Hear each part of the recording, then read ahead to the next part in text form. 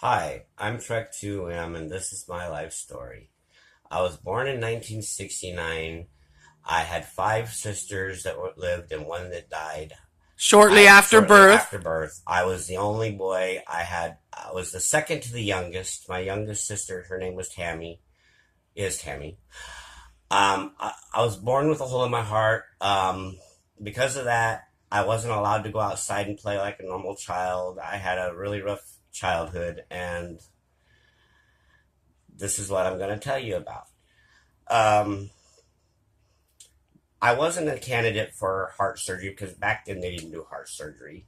So instead, they did an experimental procedure that they only done with pigs. Um, and they needed a human subject to do it with. And I was one of them. Um, the experimental procedure involved drinking red wine. There was an enzyme in the wine, supposedly, that's supposed to help with heart healing. Probably resveratrol. Um, my heart, because of it, I wasn't allowed to get excited. So I spent all my childhood indoors. I was drunk on that red wine almost all the time, literally all the time. So my memories are scattered at best. They're there. I just have to dig for them. Um, I spent most of my childhood in hospital beds, hooked to machines, um, being poked and prodded by nurses in the middle of the night while I'm groggy and half asleep, um, being rushed off to have X-rays run on. So all I could do was look at magazines, color, watch TV. I couldn't get too excited. Um, Spent most of my time looking at science magazines on computers, technology, automobiles, mechanics, small engine repair, generators, motorcycles, lawnmowers, big cars, diesel engines.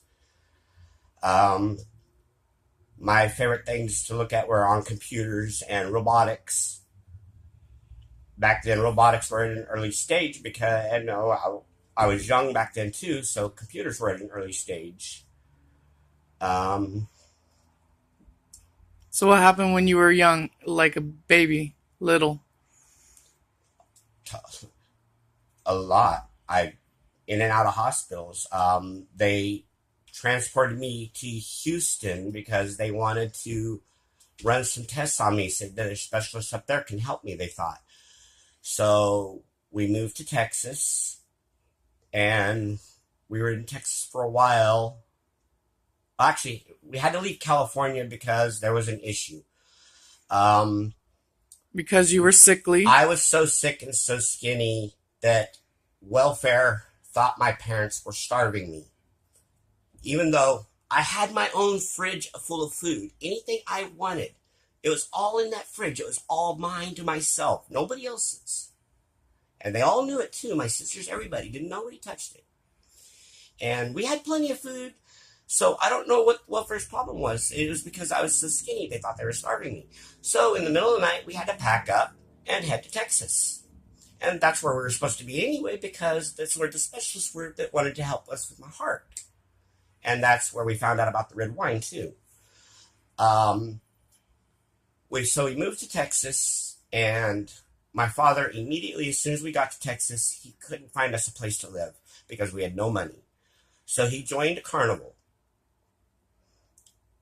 called West Coast Shows, which no longer exists, from what I understand.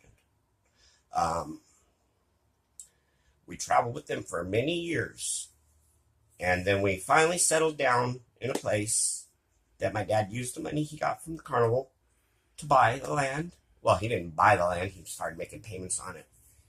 Then he got a regular job, and me and him worked on the land together, clearing it. I was still young. Um, So tell about some of your crazy accidents that happened when you were young. well, those didn't start happening until I was older. Okay, well, tell one of them. Well, I do have the nightmare story that my mind made up called Needle Fingers. It's about this faceless creature coming into the room in the middle of the night, and its fingers are needles, and it's taking your blood, and it's basically drinking it through the needles, and it kills everybody that comes into the room to try to help you, but yet it's keeping you alive for some reason. I think what it is that wants your blood because you have a specific type of blood. So anybody that comes to try to help you, it goes and it kills them, and it comes back and starts drinking your blood again. It's just something my mind created because of all the times in the middle of the night when I was groggy. You don't see a face of a nurse. All you see are these needles coming at you, and your mind is so blurry that you see more than one, and so you got to see all these needles coming into your body, into that one spot, and they all point into that one spot, that one hole. It's like they mold into one needle when they go in, and it's really trippy. It was one of the worst nightmares my mind had ever made up. But as I got older, of course, I knew it was just from me being poked and prodded by all the nurses all the time. So, and I had a lot of x-rays. So many x-rays, I'm surprised my body doesn't glow, that I'm not irradiated. I heard of people getting cancers from x-rays, and me, when they checked my body for cancer, they found nothing, no cancer cells. I'm clean. I'm sorry, I have a hard time focusing on one thing. My mind wanders. I'm constantly, how do I put it? Distracted? Yeah, distracted. Well, my mind thinks about more than one thing at a time.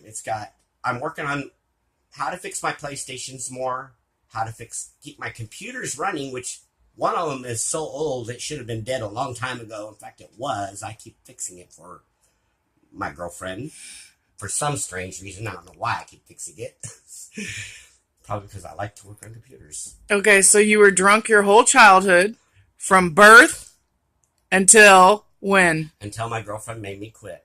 And I'm the girlfriend. Yes. And I don't remember what year was that again. You were like 34. I was about 34 years old, and I'm now 50. I just turned 50 on the 28th of March. I was 34 when she made me quit. And I am grateful for that. I should have had cirrhosis of the liver. Surprisingly, there was nothing wrong with my liver. But I did have damaged kidneys. But the kidneys reverted. They repaired themselves. And why did they do that?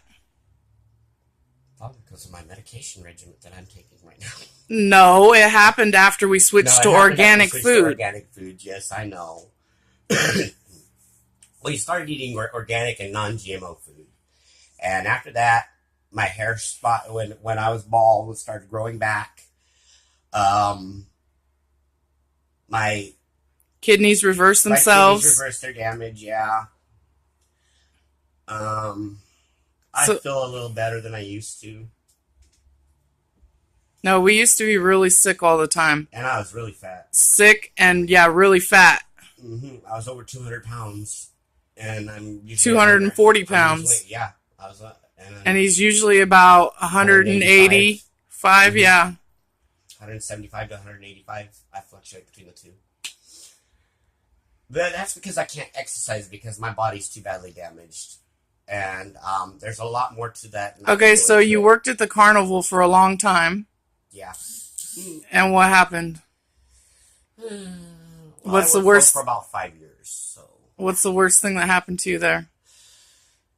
The worst thing that happened to me there was when you were working on the... I don't know. There's too many to go through.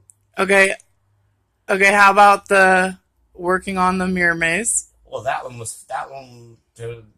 were two accidents that really happened there that, and they both happened, believe it or not, in the same town in California called Holy Cross Church. We were setting up, in fact, it happened on the church grounds, I think. We were setting up, and one year I was setting up there, and It was so hot that the heat literally baked the glass. I did not know it. I had ice cold hands, and I pulled out one of the pieces of glass without realizing it was that hot, put it above my head, and as I lifted it above my head, it exploded. It didn't crack, it exploded. I got covered in tiny glass shards. I had blood coming out of every single pore in my body. I still have glass in my ears today that still comes out, and I still have to every once in a while pull out a piece of glass, and I'm still bleeding. Out of my ears, I still get blood because of the glass. I have found a couple of pieces of glass still in my skin in spots, but not very many, not as many as I used to. I think most of them has worked its way out already. So, then you were working up. The second time happened was another year. It was so hot and really, really super windy. The wind had died down, so I thought it was fine. I'd go up and hang the flags and the lights, you know. My awnings were 3 stories up. My floors were 2 stories. So I'm hanging lights and flags, and you're only standing on a thin piece of metal this big and this wide. So, and your tippy toes are the only thing on it. And you know, most people's tippy toes on their shoes, their toes are not in. It's rubber. So I'm sitting there and I'm hanging flag, and then all of a sudden, this real strong gust of wind come up. I went airborne. When it dropped me over the concrete, well, the asphalt, and people were running around with a tarp trying to catch me, and I was coming down head first really fast, and I panicked, and I started swinging my arms on my legs, and got my feet turned around where when I hit the ground, it would just... You landed on your feet. I thought it would crush my ankles, you know, literally obliterate them, because I was falling pretty far, pretty fast. And they were trying to catch me with the tarp. They were only an inch from me when I hit the ground. They were off by an inch. They said the wind shifted. When they moved, the wind shifted on them. And which means when the wind shifted, my body shifted. And I missed it by that much. So you hit the ground on your feet? The ground. Well, when I woke up and found out I was still alive, we took me to the hospital. The muscles and tendons were totally ripped from the bone. They were all shredded. I have no support to hold my ankles up. My ankles, I lose my balance in. So I'm supposed to be getting prosthetics to fix that problem.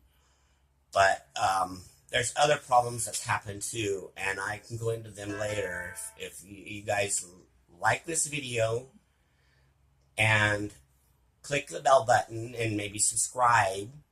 Please subscribe. I know I'm sounding desperate, but I'll tell you guys some more about my life story later on. So thank you and have a nice day.